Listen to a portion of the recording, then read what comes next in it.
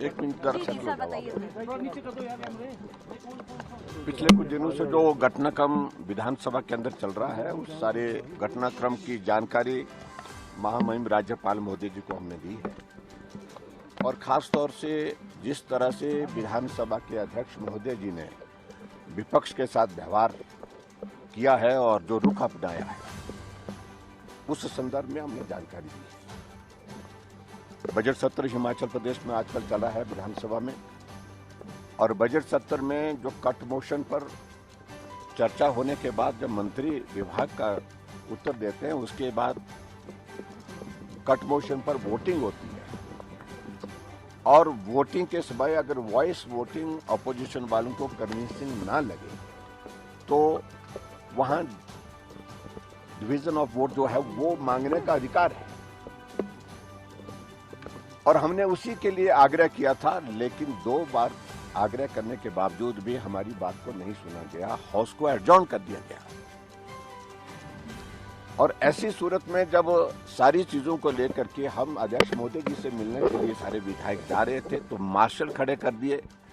और मार्शल खड़े करके विधायकों के साथ जो जिस प्रकार से व्यवहार हुआ है, धक्के मुक्की हुई, विधायक घायल हुए हैं, गले से पकड़ लिया विधायकों को मार्शल के माध्यम से।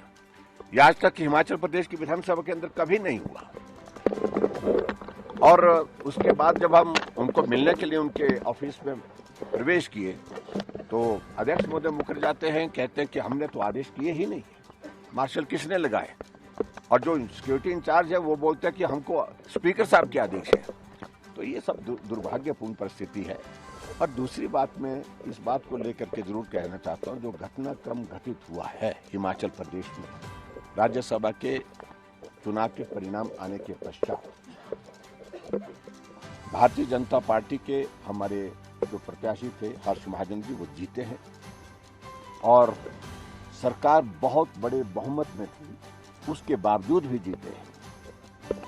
और स्वाभाविक रूप से जो जीतने के जो सारी चीजें घटनाक्रम जो घटित हुई हैं सब वहां पर, उसमें अगर हम देखें तो वर्तमान में कांग्रेस की सरकार को सत्ता में रहने का कोई अधिकार नहीं है, यही मैं कहना चाहता हूं।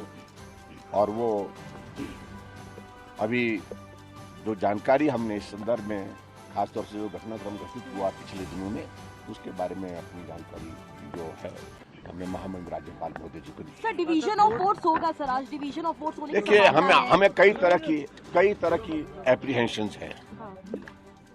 कि जिस प्रकार से व्यवहार विधानसभा अध्यक्ष का है, वो हमारे विधायकों को सस्पेंड कर सकते हैं ताकि कंफर्टेबली बजट को पारित किया जा सके। ये भी एक आशंका है जो हम जाहिर कर रहे हैं। और इसके अलावा मुझे ये भी मालूम पड़ा कि कांग्रेस के कुछ विधायकों को नोटिस दिए हैं जिन्होंने वोट दिया है, और उनको नोटिस दे करके कि आपके ऊपर जो है हमारा 1:30 बजे का समय तय किया उसमें, तो उसमें जो डिफेक्शन लॉ है, जो एंटी डिफेक्शन लॉ है, उस पर उन्होंने कहा कि आपके खिलाफ कार्रवाई क्यों ना की जाए। अपना पक्ष प्रस्तुत करने के लिए उनको 1:30 बजे बुलाया गया है। तो उनको सस्पेंड करने की उनकी ओर से जो मंशा जाहिर की जा रही है, वो भी एक संभावना है। और ऐसे में बहुत सारी चीजों को वो करने जा रहे हैं जो कि नियम के मुताबिक नहीं है। राज्यसभा में नंबर 1 व्हिप जारी नहीं होता है, व्हिप जारी किया कांग्रेस ने। दूसरी बात, राज्यसभा में कोई क्रॉस वोटिंग होती है तो उसमें वो इनवैलिड नहीं होता है, उसके लिए तो इलेक्शन कमीशन ने क्लियर गाइडलाइंस की। और जबकि मुख्यमंत्री बार बार यही कहते रहते हैं कि अगर आपने क्रॉस वोटिंग किसी ने भी की तो वो वोट इनवैलिड माना जाएगा, लेकिन उसमें इलेक्शन कमीशन ने डायरेक्शन दी, इसमें वो फिर वो चुप हो गए, उसके बाद कोई जवाब नहीं दिया। और उसके बाद अब जब इसमें जो है वो दल बदल कानून का कोई रोल ही नहीं है, उसके बावजूद भी विधायकों को प्रताड़ित करके, तंग करके, उनको परेशान करके इस प्रकार के कार्रवाई करने की दिशा में वो आगे बढ़ रहे हैं। और मैं समझता हूं ये उनकी बौखलाहट है। और कांग्रेस की सरकार हमारी वजह से नहीं, अपने कारणों से संकट में इतने ही कह। इन टोटल कितने विधायक है सर जो आप लोग के टच में है सर? देखिए, हमें इस सारी चीज को लेकर हम तो सिर्फ एक ही बात कह रहे हैं कि जो बजट पर जो डिवीजन हम मांग रहे हैं वोट का, उसको हाउस में